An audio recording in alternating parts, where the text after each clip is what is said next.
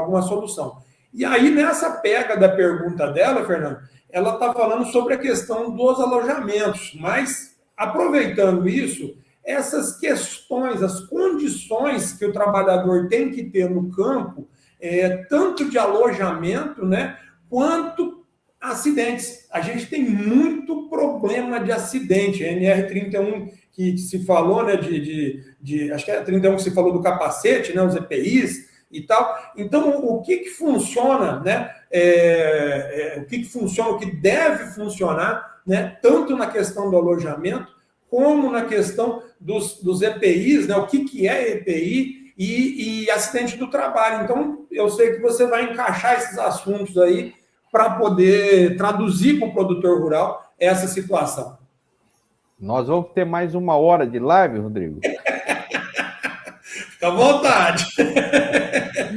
Enquanto o pessoal estiver assistindo a gente está aqui. Então, bora. Né? Se tem audiência, vamos. Por quê? Eu faço essa brincadeira porque dentro do direito do trabalho, então, veja, nós já falamos aqui de vínculo empregatício, a gente já falou aqui de remuneração, a gente, né, poderia falar de jornada de trabalho, falamos aqui de pagamentos, mas tem outro campo muito grande e de extrema importância, que é a segurança do trabalho, mesmo na cidade e mesmo no campo.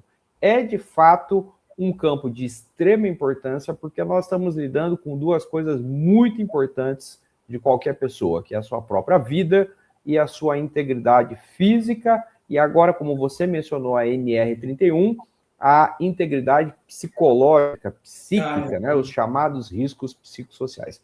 Então, essa pergunta da Jennifer, aliás, obrigado, Jennifer, pela sua pergunta, muito boa.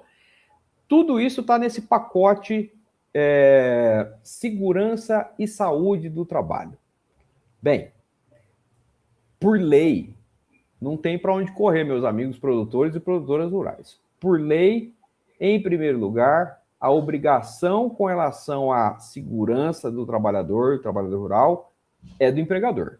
Isso aí não sou eu quem está dizendo, não é o Dr. Rodrigo quem está dizendo, é a legislação. Desde lá da Constituição Federal, até a CLT, até a Lei do Rural, é o empregador. Então, o empregador é que tem que dar as condições adequadas de saúde, de segurança para o seu empregado.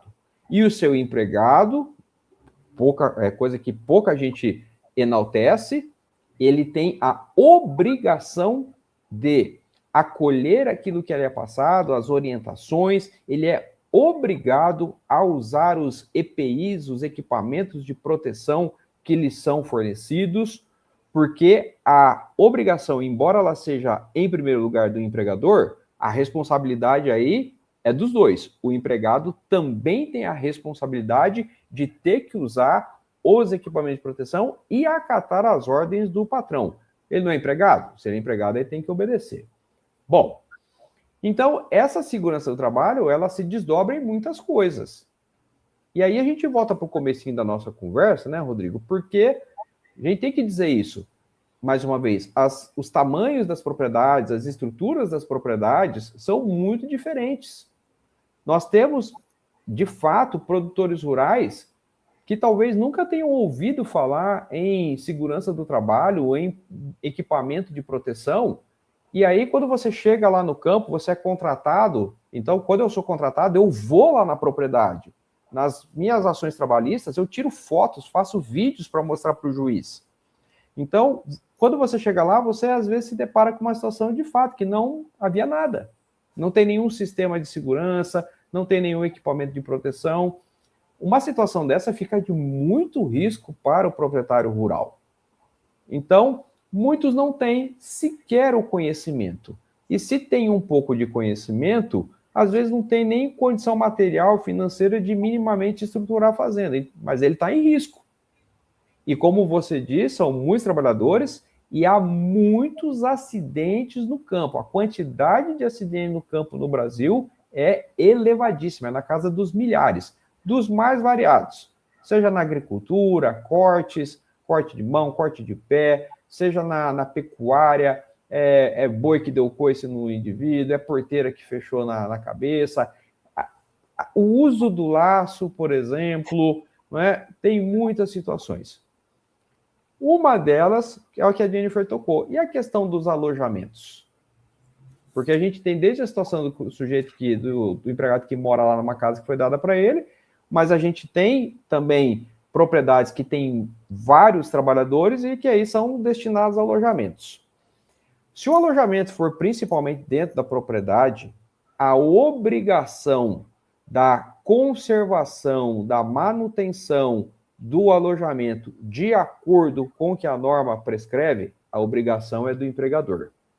Então, há uma NR, você mencionou as NRs, há uma NR que fala especificamente sobre os alojamentos. Então, o tamanho do alojamento, a dimensão do alojamento, o asseio do alojamento, a limpeza do alojamento. E aí, nesse ponto, sempre tem alguém que vai dizer assim, mas depois que ele está morando lá, como é que eu vou entrar lá para ver como é que está o cuidado?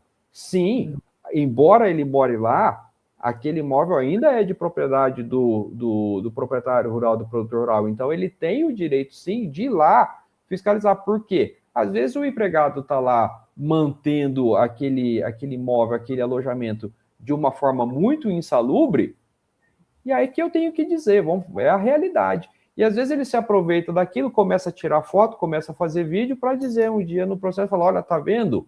Aqui é insalubre, é uma porquice, olha como que eu fico. Então o empregador, ele tem o direito, ele tem esse poder de ir lá verificar como é que está. Só que ele tem que fazer a parte dele.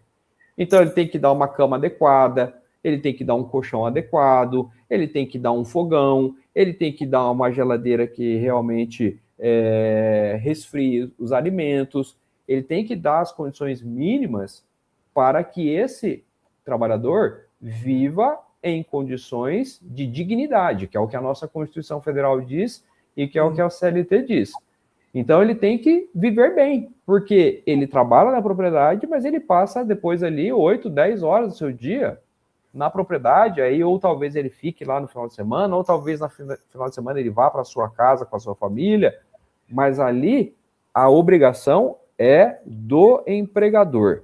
Isso é muito importante, a pergunta da Jennifer é muito importante. Então, essa questão do alojamento, ela está inserida nesse contexto da segurança do trabalho, que é um problema enorme para os produtores rurais.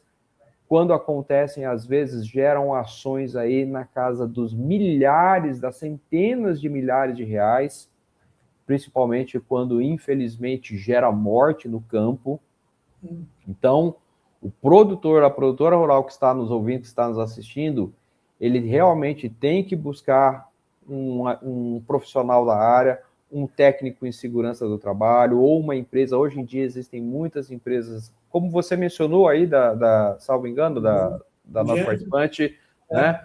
Procurar uma empresa especializada em segurança do trabalho, visitar o local e minimamente estruturar essa propriedade para que ela consiga atender, por exemplo, a uma fiscalização do trabalho, se houver um processo que ela tenha como se defender. Então, por exemplo, vou entregar um EPI. Tem lá a chamada ficha de EPI, que você faz o empregado assinar que ele recebeu, se for o caso, uma bota, se ele recebeu, por exemplo, nas situações que se exige, por exemplo, uma luva, que ele recebeu uma luva, e aí fica armazenado. Então, a documentação e aquilo que a gente chama de arquivologia, que é a guarda dos documentos, é muito importante, porque, vamos lembrar, né, Rodrigo, o advogado não faz milagre. Não, né?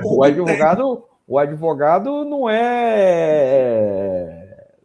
não é um ser sobrenatural. A gente trabalha, e às vezes o cliente acha que a gente vai resolver tudo. O advogado trabalha com provas. Primeiro é bom que tenha prevenção e depois que tenha provas. Então eu preciso provar para o juiz que você entregou o EPI para o empregado. Mas ele não usou. Aí a gente vai para um outro problema. Outra discussão. Né? Um outro problema, se você quiser, a gente vai nesse ponto. Mas daria para fazer um programa inteiro aqui só sobre a segurança do trabalho.